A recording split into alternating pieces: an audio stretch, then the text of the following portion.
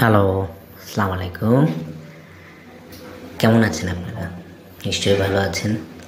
আমিও ভালো আছি। আজ আমি আপনাদেরকে একটি মজার গল্প শোনাব।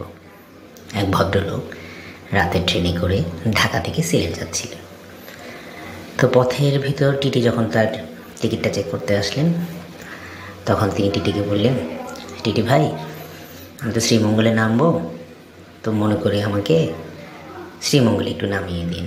তো শ্রীমঙ্গল পৌঁছাতে পৌঁছাতে আমাদের মনে হয় 4টা বেজে যাবে। তো টিটি ভাই বললো, ঠিক আছে, আপনি ঘুমিয়ে পড়ুন, আমি মনে করে আপনাকে শ্রীমঙ্গল এলে আমি নামিয়ে দেব। তারপর কি ঘটেছিল চলুন দেখা যাক। সরি স্যার, সরি, আমি খুবই আন্তরিকভাবে দুঃখিত স্যার। স্যার কী করবো স্যার, রাতের বেলা স্যার, আমার তো স্যার চোখটা লেগে এসেছিল, এই জন্যই তো আমি আপনাকে ঘুম থেকে ডেকে তুলতে পারিনি স্যার। এবারেও তো স্যার আমাকে ক্ষমা করে দিন স্যার, প্লিজ স্যার, প্লিজ। আরে টিটি ভাই, আমি আপনাকে কি বললাম? আমি আপনাকে বললাম যে ট্রেনটা যখন রাতে শ্রীমঙ্গলে আসবে, সম্ভবত 4টা, তো আপনি আমাকে ঘুম থেকে ডেকে তুলে আমাকে নামিয়ে দেবেন। আপনি কি করলেন?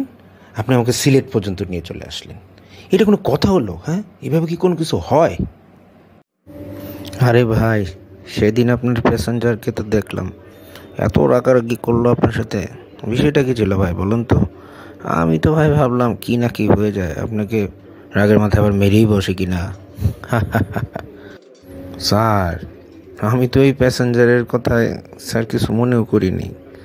আমি তো স্যার চিন্তা করতেছি সেই প্যাসেঞ্জারের কথা, যেই প্যাসেঞ্জারকে আমি আমার এই প্যাসেঞ্জার মনে করে স্যার শ্রীমঙ্গলে নামিয়ে দিয়েছি। তাহলে বুঝুন তার এখন কি অবস্থা স্যার।